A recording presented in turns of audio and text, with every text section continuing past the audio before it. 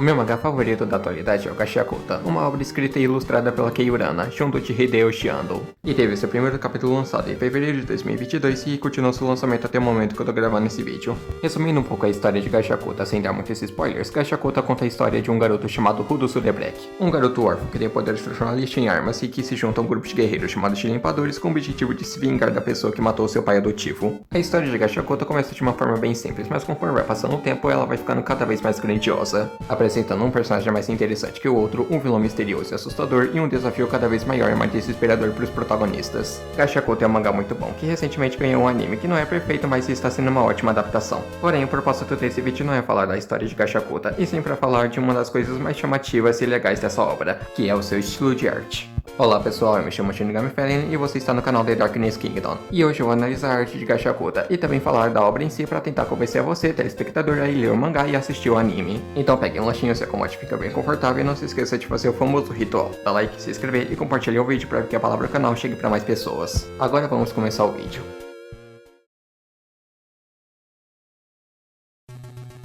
Antes de falar da anatomia dos personagens de Gachiakuta, eu gostaria de falar uma curiosidade sobre a Kei Urana. A Kei já foi assistente de ninguém mais, ninguém menos que Atsushi Okubo. Sim, o Atsushi Okubo. Caso você esteja se perguntando, quem raios é o Atsushi Okubo?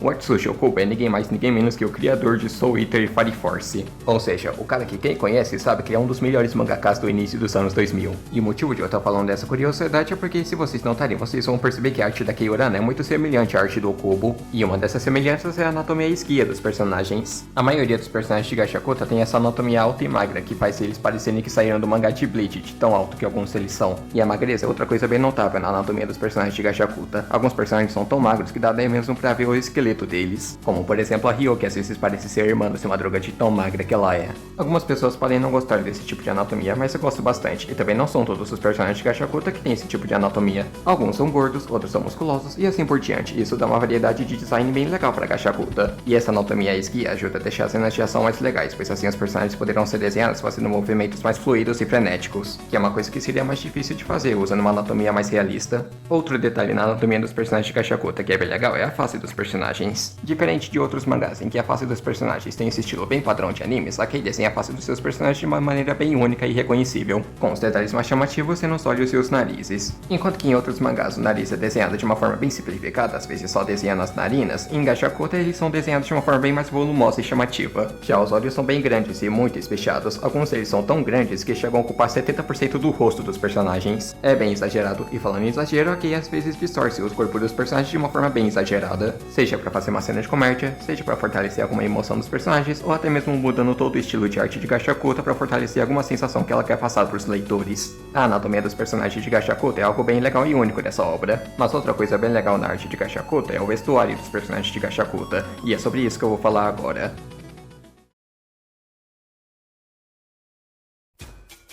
Para começar a falar sobre o vestuário de Gachiakuta, eu gostaria de falar de uma característica que eu gosto bastante do vestuário dos personagens de Gachiakuta, que é o exagero. Muitos personagens de Gachiakuta têm roupas muito, mas muito largas, e esse detalhe acaba criando um contraste bem maneiro entre o corpo e a roupa dos personagens. E uma outra coisa bem legal das roupas dos personagens é que às vezes eles explicam a personalidade dos personagens. Citando alguns exemplos, o detalhes avermelhados da roupa do Rudo mostra que ele às vezes pode se tornar alguém bem violento e explosivo. A roupa comum, porém atraente da Ryo mostra que ela pode ser uma pessoa gentil e amigável, mas que esconde um segredo sujo sobre o passado dela. A roupa rasgada e atraente da Amo mostra que ela é uma pessoa boa, mas que graças a um passado traumático quase teve todo o psicológico destruído. Esse detalhe da roupa dos personagens explicar a personalidade dele é um detalhe que eu gosto bastante na arte de Gachiakuta. E outra coisa que eu gosto bastante no vestuário dos personagens de Gachiakuta são as armas deles, no caso as personarmas. Para começar, uma coisa que a Kei usa nas personarmas e usa muito bem é o apelo visual. Caso você não saiba, o apelo visual é uma técnica de desenho que consiste em modificar a aparência de um personagem ou objeto para deixá-lo mais visualmente interessante. A maioria das personarmas de Gachiakuta tem esse apelo visual aplicado em sua aparência. O apelo visual é aplicado em dois elementos das personarmas, que são o tamanho e a aparência. Grande parte das personarmas são extremamente grandes e tem uma aparência muito legal e chamativa, como por exemplo a personarma do Zanka, que chega a ser maior do que ele mesmo e tem uma aparência bem legal com esses detalhes metálicos e espinhosos. Outro bom exemplo é a Gita, que a personarma dela é simplesmente um caju de pelúcia gigantesco, que tem um visual simplesmente fantástico. O vestuário dos personagens de Gachiakuta é algo bem legal e único, ao ponto de só de você olhar você já sabe de onde veio. Mas agora tá na hora de falar sobre aquele detalhe da arte de Gachiakuta que você que é fã da obra com certeza já deve estar esperando eu falar nesse vídeo. Hora de falar sobre a estética urbana de Gachiakuta.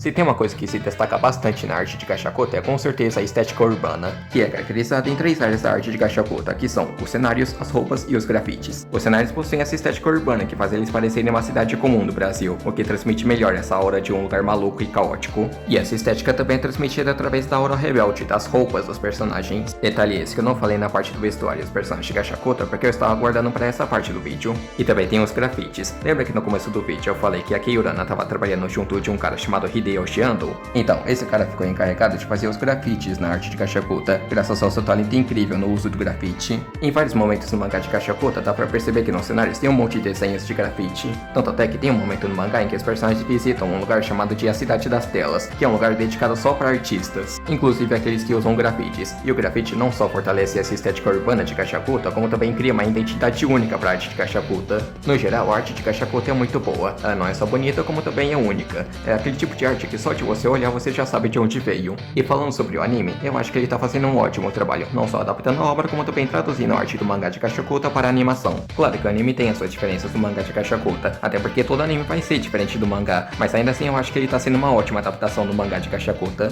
Agora vamos à conclusão do vídeo.